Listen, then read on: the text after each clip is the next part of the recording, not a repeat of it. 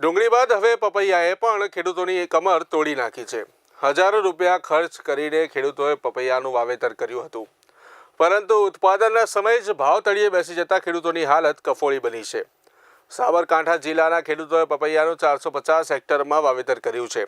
વીઘે 50 થી 60 હજાર રૂપિયાનો ખર્ચો વાવણીના સમયે થયો હતો, પરંતુ ઉત્પાદનના સમયે જ ભાવ તળિયે બેસી ગયો। હાલ 50 થી 60 હજાર રૂપિયા એક મણના ભાવે પપૈયા વેચાઈ રહ્યા છે। નીચા ભાવ મળવાને કારણે ખેડૂતોને ખર્ચ સામે વળતર પણ મળતું નથી અને ઘરના પૈસા મૂકવાનો વારો આવ્યો છે। સતત વાતાવરણમાં બદલાવને લઈને ખેડૂતોને નુકસાન થઈ રહ્યું છે।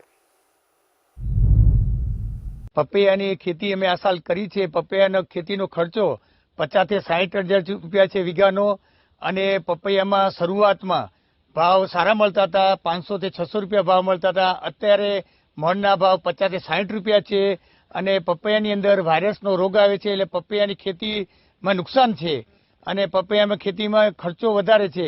બીજી ખેતીમાં સરકારે ટેકાના ભાવ બાંધેલા છે। ચણા, કપાસ અને મગફળી એમાં ટેકાના ભાવ છે, સરકાર ખરીદે છે, અને આ બાગાયત ખેતી તરફ અમે વળ્યા છીએ। પણ બાગાયત ખેતીમાં સરકાર જો ભાવ બાંધે તો ખેડૂતોને સારો ફાયદો થાય, અને તો ખેડૂત બાગાયત ખેતી તરફ વળે। જો નુકસાન થશે તો ખેડૂત બાગાયત ખેતી કરશે નહીં, અને હજી ખેતી કરવામાં આવશે।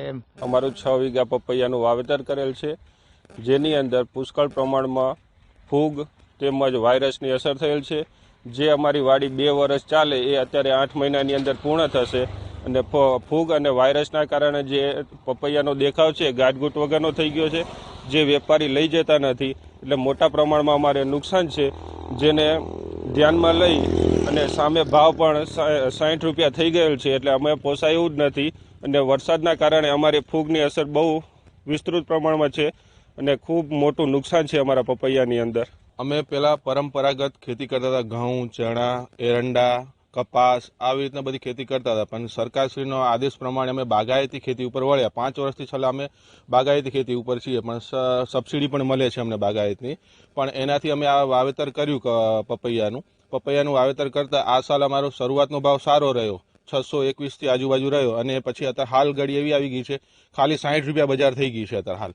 તો અમારું કહેવાનું એ છે કે સરકારશ્રીને આ અમારો પપૈયાના ટેકાના ભાવ થોડા બાંધે તો અમને પપૈયાનું વાવેતર કરતા આગળના વર્ષોમાં થોડી નુકસાની ના આવે। અત્યારે હાલ તો અમારી નુકસાન એટલી બધી આવી રહી છે કે ગાડીનું ભાડું પણ અમને ચૂકવવું પડે છે હાલ અત્યારે। તો પપૈયાનું વાવેતર અમે એટલા પ્રમાણમાં કરેલું છે, તો અત્યારે અમારે નુકસાન એટલી બધી છે કે 50 થી 60 હજાર રૂપિયા તો અમારો વીઘાનો ખર્ચો છે હાલ, તો અમારો ખર્ચા પણ નીકળતા નથી અત્યારે। તો આનો પ્રમાણમાં ભાવ મળે અમને